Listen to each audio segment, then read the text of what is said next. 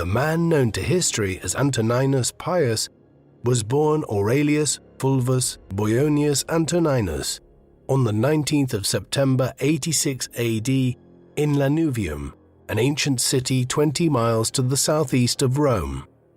Although Antoninus would reign for 23 years as Roman emperor from 138 AD to 161 AD, ancient sources for his life are scarce by comparison with other Roman emperors, as the detailed historical works which the Roman historians Suetonius and Tacitus produced only dealt with the Julio-Claudian and Flavian dynasties of the 1st century AD.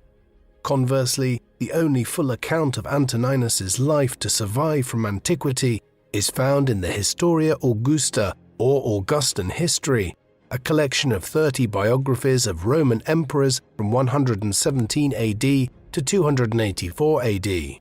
Although the biographies are attributed to 6 different authors, most scholars now believe that this was a literary device and that the Historia Augusta is actually the work of a single 4th century AD author, adopting different pseudonyms. While scholars considered the Historia Augusta a sometimes unreliable historical source, as it makes unsubstantiated claims or fabricates evidence, it is often the only source to give a comprehensive account of this period of Roman history, as the otherwise valuable Roman history of the 3rd century AD Greco-Roman historian Cassius Dio has only survived in fragments, and the books which addressed Antoninus's reign were lost in the medieval era. Most of the biographical information about Antoninus and the chronology of his reign is therefore reconstructed from the correspondence and writings of his close associates, including his adopted son and successor Marcus Aurelius, and from archaeological evidence such as coins and the ruins of buildings constructed during Antoninus's reign. Antoninus was born into a branch of a prominent Roman aristocratic family, which had strong roots in the large town of Nemausus, in the province of Gallia Narbonensis, now Nîmes in southern France. His grandfather, Titus Aurelius Fulvus, had served as legate or commander of the local Roman legion and was one of the earliest supporters of Flavius Vespasianus, who would emerge triumphant from the civil wars of 68 and 69 AD to become the Emperor Vespasian. Titus Aurelius Fulvus was subsequently rewarded with 2 terms as consul in Rome, the latter in 85 AD. This was the most senior magistrate's office in the Roman Empire and a great honor. His son of the same name, Antoninus's father, also held high office and served as consul in 89 AD. The younger Aurelius Fulvus married Arria Fadila, the daughter of Gnaeus Arrius Antoninus, a leading aristocrat who had also been consul twice. The couple had 1 son, the future emperor Antoninus Pius. The future emperor's father is presumed to have died young, as his mother Arria Fadila later married for a 2nd time, to Publius Julius Lupus, although divorce was common in Roman culture. Antoninus spent his childhood at the family's villa in Lorium to the west of Rome. Following his father's death, he was brought up by his 2 grandfathers, Titus Aurelius Fulvus and Gnaeus Arrius Antoninus, both of whom were among the most powerful Roman officials in Gallia Narbonensis. Given his family's status, Antoninus received an education fit for a young Roman aristocrat who was likely to be appointed to various provincial governorships, and to follow in his father and grandfather's footsteps by serving a term or 2 as consul, an office that had lost a lot of its political power since the end of the Roman Republic and the advent of the empire a century earlier, but which still retained considerable official prestige and served as a stepping stone for provincial governorships and other prominent imperial offices. As a child, and indeed for much of his adult life, Antoninus could never have expected that he would eventually become emperor himself, as the Flavian dynasty established by Vespasian in 69 AD seemed firmly entrenched. The Roman Empire had been founded in 27 BC by Octavian, the adopted son and biological great-nephew of the dictator Julius Caesar, who after defeating his rival Mark Antony in 30 BC in a civil war, claimed absolute power over the Republic and implemented a series of constitutional changes which saw him take the name Caesar Augustus. Although Augustus had no sons of his own, he was succeeded by his stepson Tiberius after his death in 14 AD. Despite considerable infighting amongst members of the imperial family, Augustus's Julio-Claudian dynasty continued to hold imperial power until 68 AD, when the Emperor Nero took his own life following a military revolt against him, which led to him being declared a public enemy by the Roman Senate. Nero's death led to a period of political instability known as the Year of the Four Emperors, during which three contenders, Galba, Otho, and Vitellius, all came and went before Vespasian claimed the imperial title and established the Flavian dynasty. He ruled for a decade before he was succeeded by his son Titus in 79 AD. The short reign of Titus, who died of some largely unexplained fever in 81 AD at the age of 42, led to the succession of his brother Domitian, who was emperor at the time of Antoninus's birth in 86 AD. Although Domitian initially followed the policies of his father and brother, who gained favor among the Roman people for the construction of leisure and entertainment venues such as the Flavian Amphitheatre, latterly known as the Colosseum, over time he allegedly exhibited increasingly tyrannical qualities that led to his assassination by officers of the Praetorian Guard in September 96 AD, the day before Antoninus turned 10 years old. That same day, the Senate proclaimed the 66-year-old Marcus Cocceius Nerva as emperor. The new emperor was a prominent aristocrat who was distantly related to the Julio-Claudian dynasty and also enjoyed favor among the Flavian emperors. In order to avoid a repeat of the civil wars after Nero's death a century earlier, Nerva pursued pragmatic policies during his brief reign, and was really more of an interim ruler prior to his death a year and a half later in 98 AD. In order to strengthen his support among the army, the childless Nerva adopted as his heir the 44-year-old Marcus Ulpius Traianus, the commander of 3 legions in Germany, who duly became the Emperor Trajan following Nerva's death in 98 AD. Thereafter, for the next 80 years, a tradition of each emperor adopting a well-regarded individual as their successor was practiced, rather than following a strict dynastic principle. It was this practice which would pave the way for Antoninus to become emperor one day. In around March 101 AD, during Trajan's 3rd year as emperor, the young Antoninus came of age at 14 years old and assumed the toga virilis, the pure white toga worn by adult male Romans. Little is known about Antoninus's career for the next 2 decades, although he would have been preparing to one day begin climbing the first ranks of the cursus honorum, the series of military and civil offices that a Roman politician was required to hold in order to qualify for a consulship, and with it the chance of becoming a provincial governor one day. Although the requirements were occasionally waived for men who were in particular favor with the imperial family, there is no indication that Antoninus would have received such favors at this stage in his career. Aspiring Roman politicians were first expected to enter military service, eventually attaining the office of military tribune. The first civil office in the cursus honorum was that of quaestor, which was open to men aged 24 and above, and these same requirements also applied to the right to sit in the Roman Senate. Accordingly, Antoninus could not have become a quaestor or senator until 111 AD, when he was 24 years old. While Antoninus is presumed to have had military experience prior to his quaestorship, the ancient sources are silent about where and when he served. As a young man, Antoninus married Annia Galeria Faustina, the daughter of Marcus Annius Verus, a prominent politician who was a close associate of Antoninus's grandfather's. The year of Antoninus and Faustina's marriage is unknown, but it is assumed to have taken place between 110 AD and 115 AD. based on estimates of Faustina's year of birth in 97 AD. The couple would have 4 children, 2 sons and 2 daughters. The 2 sons, Marcus Aurelius Fulvus Antoninus and Marcus Galerius Aurelius Antoninus, are presumed to have died young, since there is no record of them attaining any political office. Their elder daughter, Aurelia Fadila, died in 135 AD, while their younger daughter, Faustina the Younger, would marry the future emperor Marcus Aurelius in 146 AD. According to the Historia Augusta, Antoninus was a generous questor and an illustrious praetor before he became consul in 120 AD, serving alongside an older colleague of some distinction named Catilius Severus.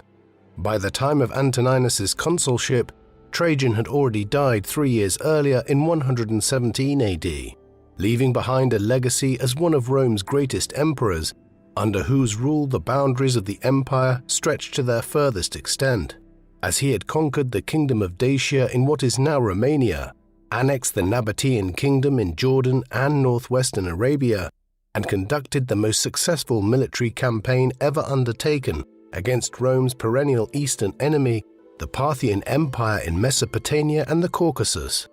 Following his death in 117 AD, he was succeeded by his 41-year-old cousin Hadrian, whose reign would see Antoninus become one of the leading men in Rome.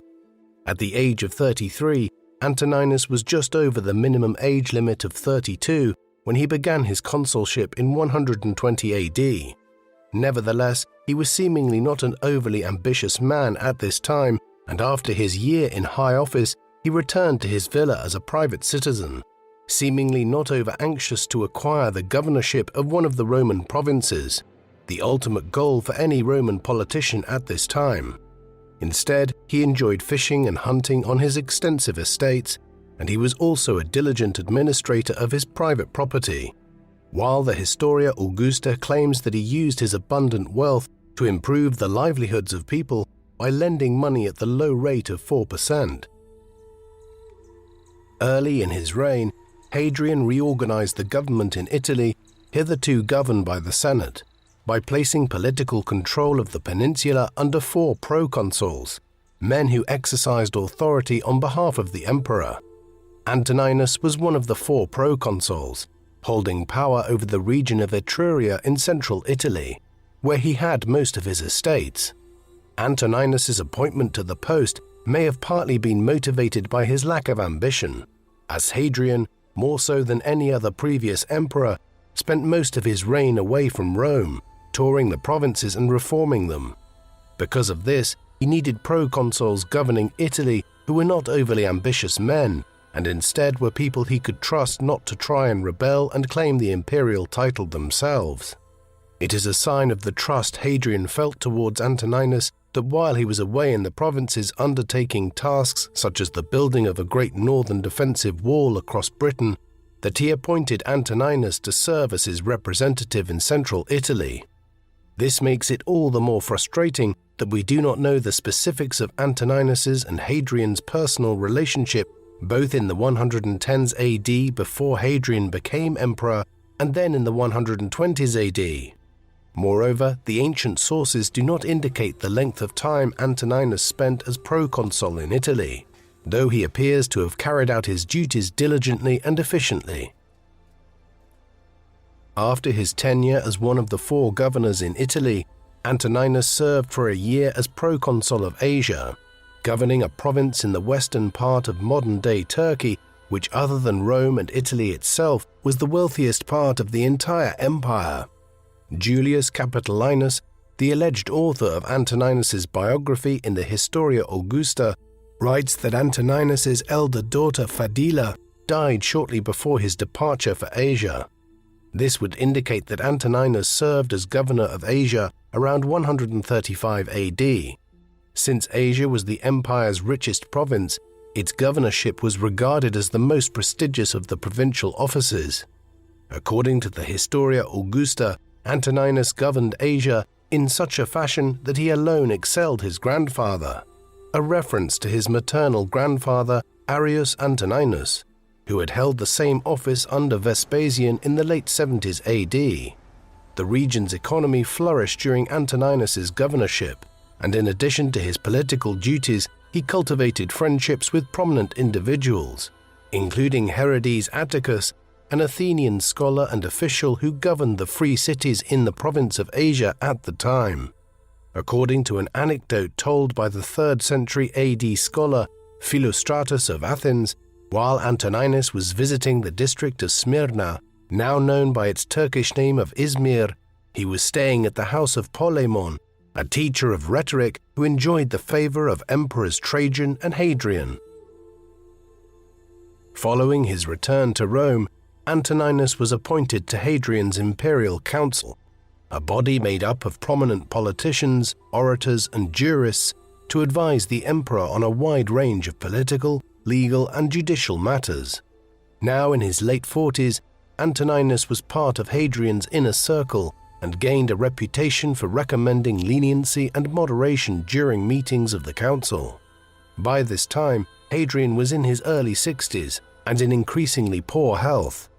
During the early part of his reign, the childless Hadrian seems to have regarded his brother-in-law, Lucius Servianus, as his unofficial successor, but the latter was entering his 90s by the mid-130s AD, prompting Hadrian to turn towards Servianus's young grandson, Lucius Salinator. However, following a near-fatal hemorrhage in 136 AD, the emperor decided instead on the adoption of the 35-year-old Lucius Caionius Commodus, who was one of the 2 consuls that year. He took the name Lucius Aelius Caesar following his adoption. The motivation behind Hadrian's adoption of Lucius Aelius as his successor is not entirely clear.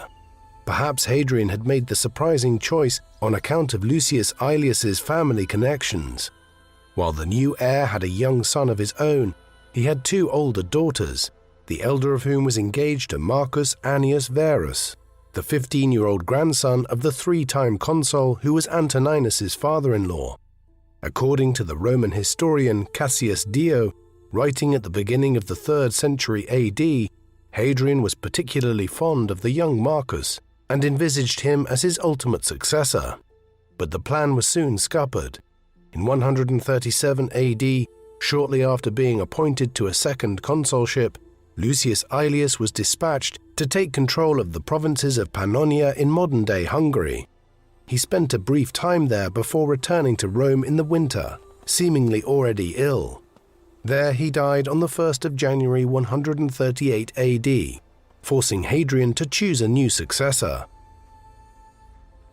3 weeks after Lucius Aelius's death, on the 24th of January, Hadrian convened a meeting of his council on his 62nd birthday, in which he announced the formal adoption of the 51-year-old Antoninus as his heir. While Antoninus had little military experience and had spent most of his political career in Italy, he had been a capable provincial administrator and was well respected among the Roman political elite.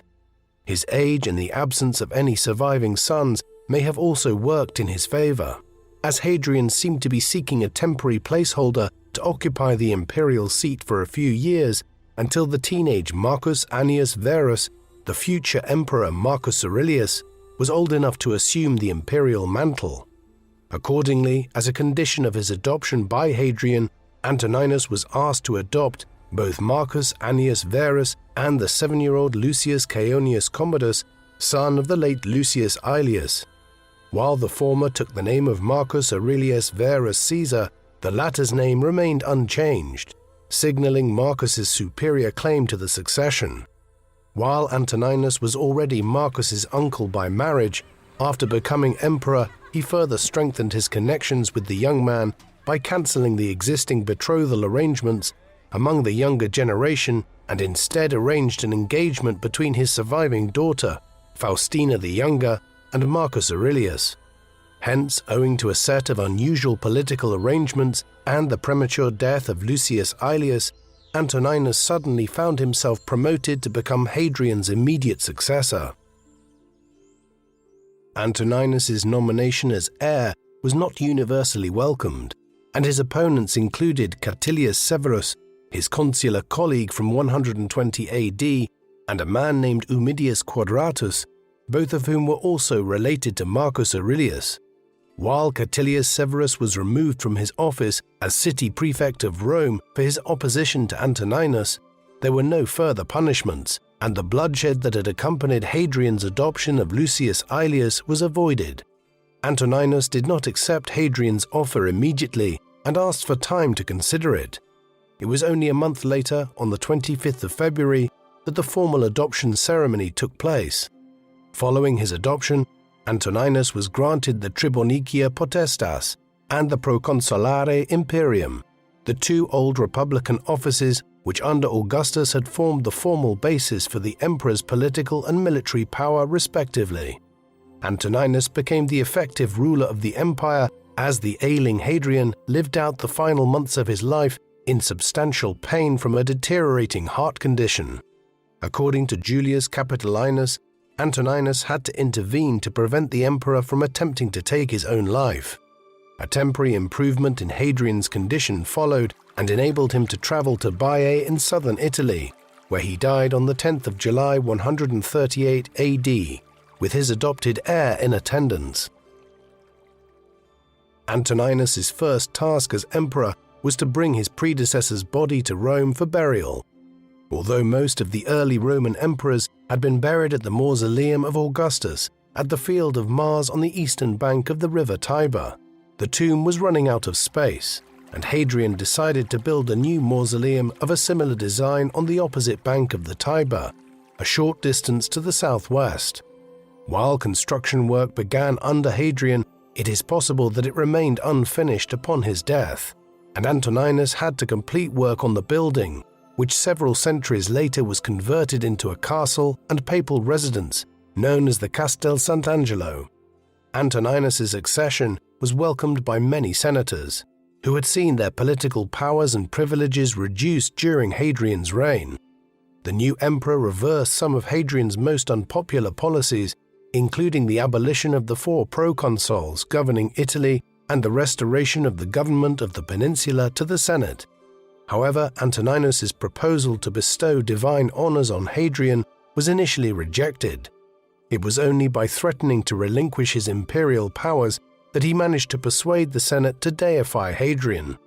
Why they were seemingly reluctant is unclear, as it was standard practice to deify emperors when they died, and Hadrian was a reasonably well-liked emperor. It may have been owing to Hadrian's overt fondness for Greek culture over Roman traditions.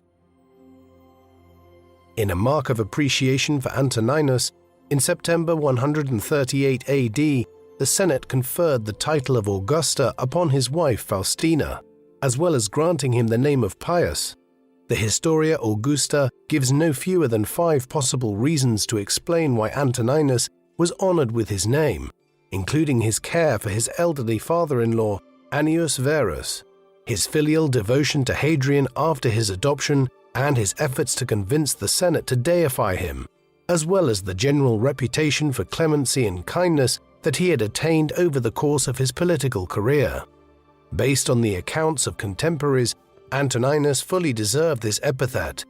His successor, Marcus Aurelius, writing in his famous Meditations, underlined Antoninus's sense of propriety and duty by writing of his adoptive father's example of, quote, gentleness and to be unshakably resolute in judgments made after full investigation, no vainglory about outward honors, love of work and perseverance, readiness to listen to any who had something to contribute to the good of the state, his practice of rewarding every man impartially according to his deserts, knowing from experience where to tighten the reins, where to relax them. By the time Antoninus became emperor, he was already one of the wealthiest men in the empire, having received inheritances from both his paternal and maternal grandparents. According to an anecdote in the Historia Augusta, Antoninus's wife Faustina had hoped to make further financial gains from her husband's assumption of imperial power, to which the emperor replied, "Foolish woman, now that we have gained an empire, we have lost what we had before." Nevertheless, Antoninus may have wanted to prevent his private wealth from being used for state expenditures, and the establishment of the res privata, a separate department to manage the emperor's private financial interests, may date from the time of Antoninus's reign. Marcus Aurelius writes that Antoninus was not interested in empty honors and was, quote, prudent and economical in his provision of shows, though he recognized that entertainments such as gladiatorial combats and chariot racing were considered essential elements of Roman life. Antoninus himself appears to have particularly enjoyed chariot racing and agreed to the Senate's request to hold races to celebrate his first anniversary as emperor on his birthday, the 19th of September, 139 AD. While there are monuments bearing inscriptions to Antoninus as emperor dating from 138 AD, it was not until the following year that news of his accession was received in some of the more remote parts of the empire. The accession of a new emperor was typically marked with a gift of gold to the emperor known as the Aurum Coronarum, but in line with his reputation for austerity and generosity, Antoninus returned all of the gold he had received from Italy and half of that from the provinces. He was also generous in providing the financial resources to complete construction work begun or planned by Hadrian, and inscriptions from 139 AD show that he provided the funds for the construction of bathhouses at the port of Ostia at the mouth of the Tiber, and was also responsible for dedicating the amphitheatre in Capua that had been restored by Hadrian. Antoninus's generosity towards his subjects prompted the Senate to offer him the title of Pater Patriae, or Father of the Country, which he had refused the previous year, and on this occasion the emperor chose to accept. Unlike most previous emperors, Antoninus was in no hurry to replace his predecessor's appointees, which indicates that his rule was widely accepted throughout the empire and he had no need to appoint his own men to consolidate his authority. For most of his reign, an individual named Marcus Gavius Maximus served as Praetorian Prefect, an office held by the commander of the Praetorian Guard, but one which also came with considerable informal military and civilian authority in the city of Rome itself. While Capitolinus claims that Antoninus kept in post successful provincial governors for up to 7 and 9 years, it appears that most Roman officials continued to rotate between provincial governorships every few years, and in 139 AD, Quintus Lollius Urbicus was transferred from the governorship of one of the German provinces to Britannia. Soon after his appointment, there appears to have been a rebellion against Roman rule by the Brigantes, an ancient Brittonic Celtic tribe that occupied a large part of what today is northern England and who lived on both sides of Hadrian's Wall. The disturbance led Antoninus to abandon Hadrian's policy of establishing his frontier at Hadrian's Wall, and Lollius Urbicus was instructed to drive the Brigantes further north towards Scotland, then known by the Romans as Caledonia. While there are no textual sources which provide a comprehensive account of Lollius's campaign in Britain, archaeological evidence indicates that the Roman general began his preparations by establishing a base at the town of Corbridge, just south of Hadrian's Wall. In around 141 AD, he led the 3 legions stationed in Britain to attack the Brigantes as well as several Caledonian groups. By 142 AD, the Romans had conquered much of lowland Scotland, and Antoninus was honored with the title of Imperator, meaning conqueror, for a second time. In Republican times, this title was awarded to generals following victorious campaigns, but after Augustus, it became associated with the emperor, and the word emperor itself derives from imperator. Antoninus had received the title of imperator for the first time in 138 AD upon his adoption by Hadrian, but this second accolade was the result of military victory. Unlike Hadrian, who had spent most of his reign touring the provinces, Antoninus remained in Italy for almost the entirety of his 23-year reign, moving between Rome and his other properties in the peninsula. This approach was welcomed by the senators in Rome, who felt that Hadrian had neglected Rome and Italy during his long absences. By remaining in the capital, Antoninus was also able to respond to reports from his provincial governors immediately, and imperial messengers did not have to constantly chase after him to bring him news. While Antoninus did not accompany his armies on campaign and entrusted the task of commanding armies to those who were more experienced and capable, he was not ignorant of military affairs and appears to have been responsible for the major strategic decisions. The orator Marcus Cornelius Fronto, who served as one of the tutors to the emperor's adopted sons and several of whose letters from the mid-2nd century AD have survived, wrote of Antoninus's approach to the campaign in Britannia, quote, "Although he committed the conduct of the campaign to others while remaining in the palace at Rome, yet as with the helmsman at the tiller of a warship, the glory of the whole navigation and voyage belongs to him. In order to protect his territorial gains, Lollius Urbicus and his legions built a wall of earth covering the distance of some 40 miles between the Firth of Clyde in the west and the Firth of Forth in the east. The Antonine Wall was protected by 16 forts and linked to Hadrian's Wall by a military road to enable men and supplies to move quickly between the two defensive lines. Although Hadrian's Wall is far more well known, Antoninus did actually establish Roman rule further north in Britain, and his wall, while shorter than Hadrian's, did have more forts along its course. While Lollius Urbicus was preparing his campaign in the north of Britain, in around 140 AD, a devastating earthquake struck Asia Minor. The orator Aelius Aristides vividly described the impact on the Greek island of Rhodes, which was also hit by a tsunami, as follows: "When the earthquake was coming upon the island, the sea retreated and left the harbours dry. Houses and tombs were rent asunder and thrown down. Tower fell on tower, dockyard on trireme, temples on altars, men on men." This picture of complete devastation was repeated on other islands in the region and along the coast of the mainland. Since Antoninus had previously served as proconsul in Asia, he was familiar with the region and its officials, and may have had a sentimental attachment to it. Julius Capitolinus writes that the emperor rebuilt the cities in splendid fashion. In addition to providing financial support following natural disasters in Asia Minor and elsewhere, Antoninus's general approach towards the provinces was to reduce the tax burden of its subjects. This was achieved in part by eliminating corruption associated with the imperial postal system, which Romans from Italy were in the habit of using to travel around the empire on non-official business at the expense of provincial taxpayers. 140 AD also saw the death of Antoninus's wife, Faustina the Elder, who was buried in the mausoleum of Hadrian.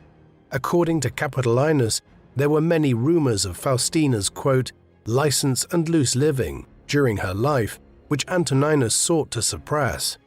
There is little contemporary evidence to support these claims, though Faustina's lifestyle and spending habits might have been less austere than those of her husband.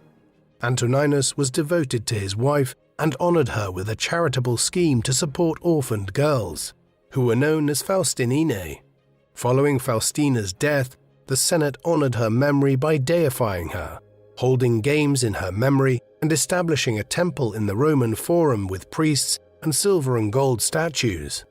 Faustina's image appeared frequently in monuments dating from Antoninus's reign, and she was often depicted alongside him as an example of matrimonial harmony. The early 140s AD saw disturbances on the frontiers of the empire, particularly in the northeast.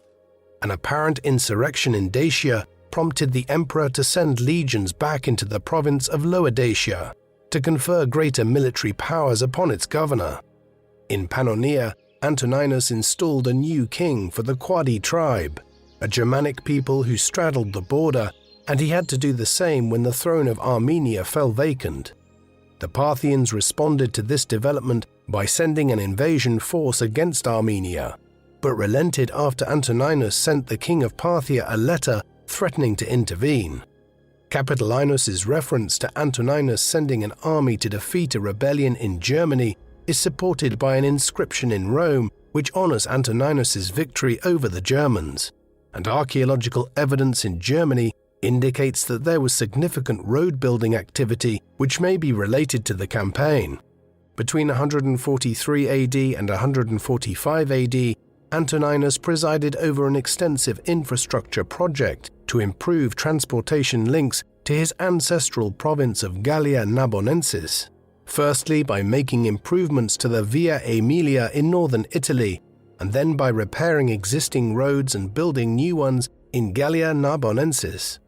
Since these territories were far from the frontiers of the empire, the road improvements had no military purpose but were intended to facilitate trade between Rome and southeastern Gaul, which was a major source of wine and timber for Rome.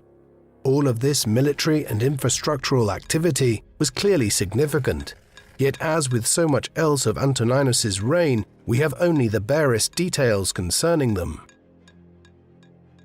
While Antoninus was known for his attachment to Italy, he shared Hadrian's interest in Greek culture and promoted Greeks to position of influence in Rome.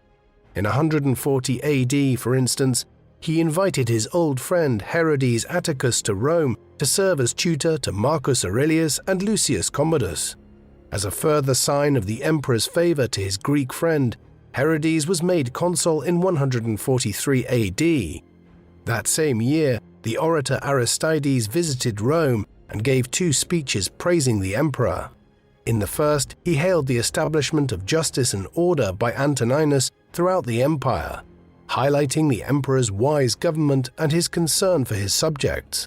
In his second speech, Aristides contrasted Antoninus with his predecessor in declaring, quote, "The gods took such care that he should come to power purely and piously that they left to others acts of madness and insanity and reserved for him actions of justice, beneficence, and general piety." Despite Hadrian's love for Greece, where he made 2 visits during his reign as emperor, by the late 130s AD, his approach towards the management of the Greek provinces had alienated some Greek intellectuals, whereas Antoninus had shown favor to the Greeks during his proconsulship in Asia and maintained his positive image there after becoming emperor. While the disturbances in the empire's northern frontier had been quelled by 145 AD, that year saw the peak of a rebellion by the Berbers of Mauritania in North Africa, in what is now Algeria and eastern Morocco. Although Mauritania had been part of the empire for over a century, Roman rule was very loose in places here, and the Berbers regularly emerged out of the Atlas Mountains to raid Roman settlements nearer the Mediterranean coast. During the reign of Antoninus, the disturbances reached an intensity that compelled the emperor to deploy an armed force to defeat the Berbers, who were driven back into the mountains and desert. The year may also have seen a challenge to imperial rule in Hispania, as in September 145 AD, the Senate condemned a man named Cornelius Priscianus for what was termed, quote, "hostile action disturbing the peace in the province of Spain."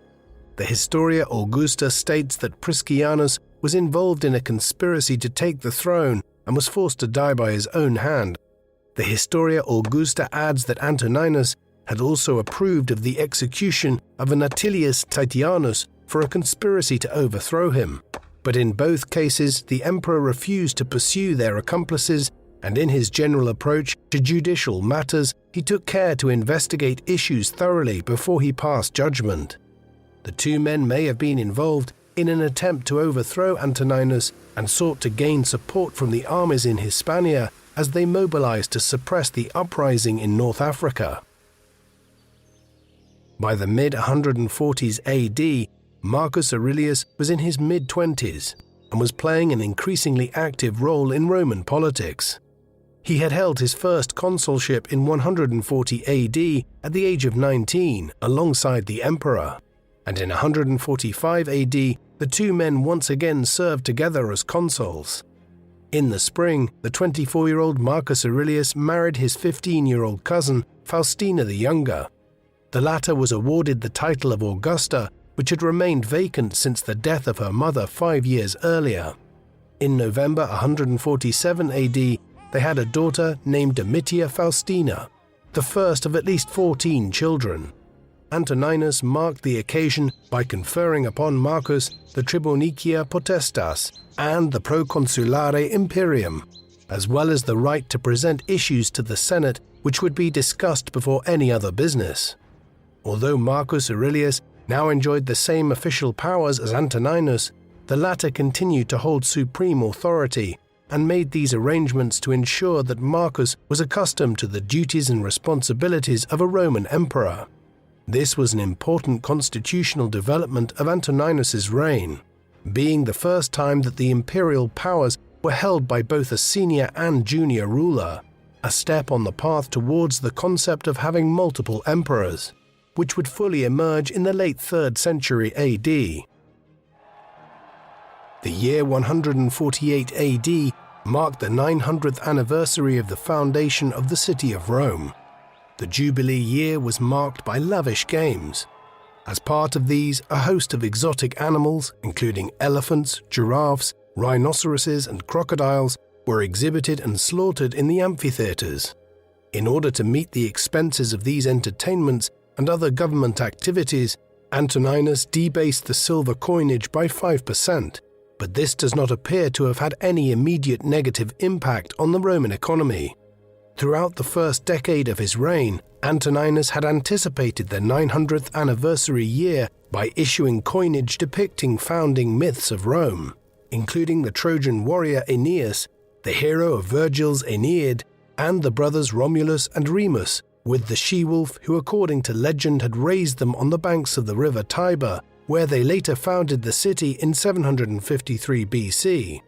Other coins from the period provide evidence of a religious revival that focused attention back to the old gods of Greek and Roman mythology, the worship of which was being challenged by the new emphasis on cults, such as those of the sun god Helios in the eastern provinces.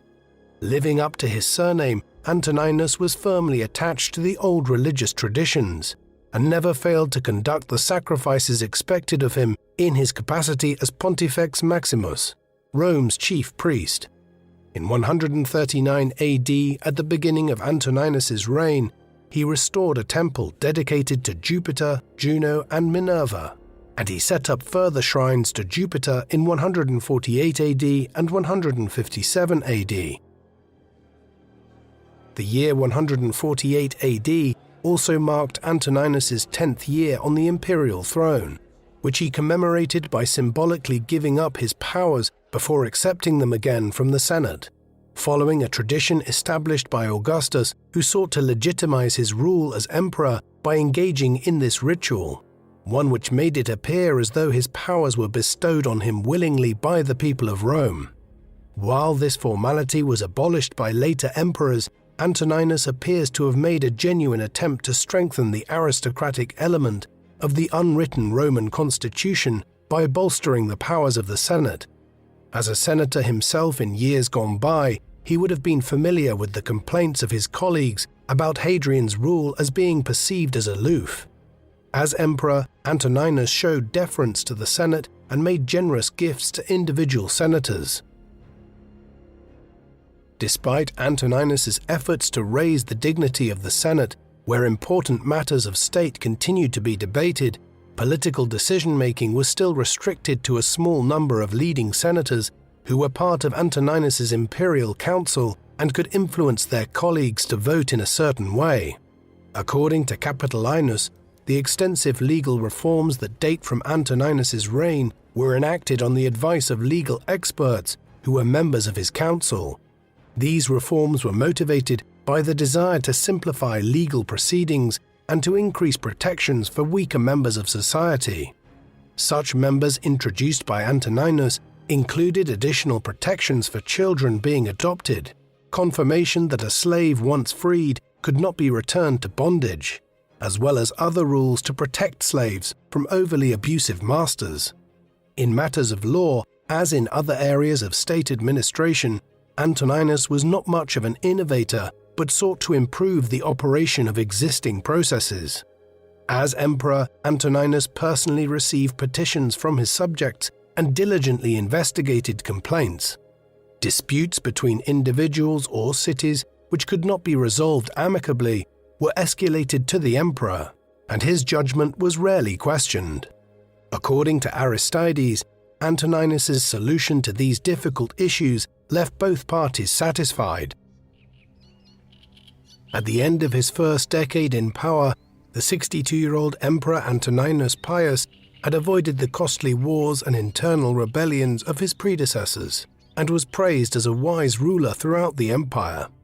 Near the beginning of his reign, a calamitous earthquake had struck Asia Minor, and in around 151 AD or 152 AD, the province suffered another earthquake, this time affecting the cities in the northwest, including Smyrna, Nicomedia, and Ephesus, three of the wealthiest and most populous cities in the eastern Mediterranean.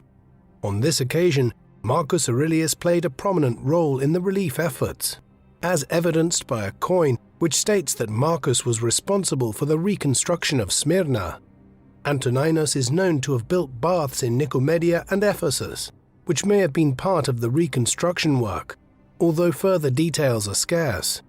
The city of Ephesus seems to have been especially favored during Antoninus's reign, as it hosted two temples dedicated to the imperial cult. His favor towards the Greek world is also demonstrated by extensive building work at Epidaurus in mainland Greece, which hosted the sanctuary of the healer god Asclepius, while at Athens he completed an aqueduct that had been started by Hadrian. In the early 150s AD, possibly in 153 AD, Antoninus faced a serious revolt in Egypt, which broke out near the coast of the Red Sea. While Julius Capitolinus asserts that Antoninus spent the entirety of his reign as emperor in Italy, both Aristides and the 6th century AD Byzantine chronicler John Malalas claim that Antoninus visited Egypt and Syria, and that the emperor personally led an armed force to defeat the rebellion. The pacification campaign seems to have been straightforward, and Antoninus visited the city of Alexandria, where he restored the gates of the sun and the moon and built a racecourse. After leaving Egypt, Antoninus traveled to Antioch in Syria. Antoninus's presence in the east would have served to calm the anxieties of his subjects while inspiring fear among Rome's rivals, in particular the Parthian Empire. Aristides makes reference to a peace treaty in 155 AD, concluded between the king of Parthia and Antoninus, who was also accompanied by Marcus Aurelius. In his biography of Antoninus in the Historia Augusta, Julius Capitolinus claims that the emperor also defeated a Jewish revolt.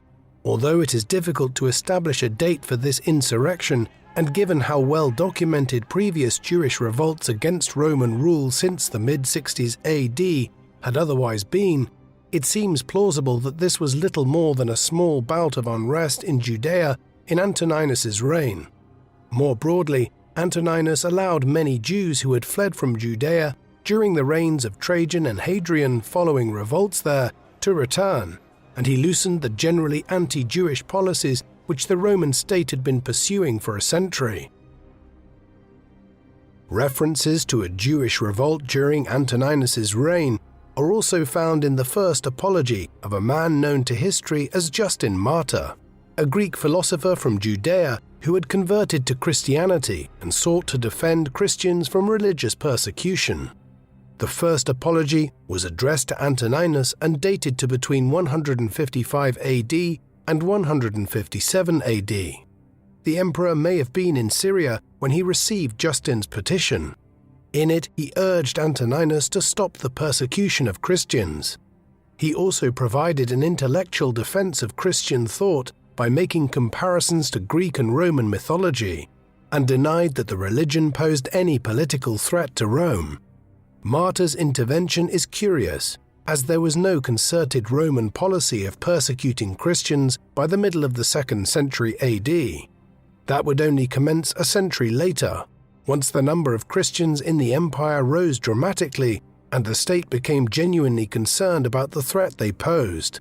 Instead, Martyr's first apology should probably be read as one of the many early Christian efforts to convince the Roman state that the Christians were not a heretical branch of Judaism, but rather adherents to an entirely different religion. By the time Antoninus returned to Rome, the empire was again facing disturbances along its European frontiers. Another uprising in Dacia in the 150s AD was crushed by the governor Marcus Statius Priscus, who was rewarded for his efforts with the consulship in 159 AD. The late 150s AD also saw changes of policy in the defense of Britannia and Germania, as the Antonine Wall in Scotland was abandoned within a decade of its construction, and its garrison withdrawn to Hadrian's Wall. At around the same time, the frontier in Upper Germany and the neighboring province of Rhaetia was moved forward by some 15 miles. These developments seem to have been accompanied by the movement of legions from Germania to Britannia. The reasons behind the abandonment of the Antonine Wall so soon after its construction remain unclear, but the governor of Britannia, Gnaeus Julius Verus, may have been transferred from his previous office in Germany to put down another revolt by the Brigantes and Caledonians, following which the Antonine Wall was considered indefensible and abandoned. Alternatively, these developments may have been the result of changes in policy at Rome following the death of the Praetorian prefect Gavius Maximus after 2 decades in the post. Antoninus's name is also associated with an attempt to establish commercial relations with China. Although his involvement in the embassy cannot be proven, the Book of the Later Han, which chronicles the history of the later or Eastern Han dynasty in China in the 1st and 2nd centuries AD, records Emperor Huan receiving an embassy from Andun, who is described as the king of Da-Qin, the name used in ancient China to refer to the Roman Empire. The Romans and the Chinese had been trading in silk and glassware indirectly for centuries, through intermediaries in Central Asia and India, and in 97 AD, the Eastern Han general Ban Chao attempted to send an emissary directly to the Romans, but was prevented from doing so by the Parthians.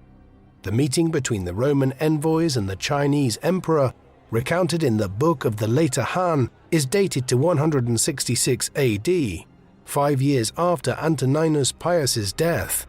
This would seem to clearly suggest that the embassy was sent by the late emperor, as it would have taken those involved years potentially to reach China from the Mediterranean. Alternatively, as the Book of the Later Han states, that the envoys entered China via Vietnam. They may have been enterprising Roman merchants who sought trading privileges without official accreditation and avoided the Parthians by making their journey by sea.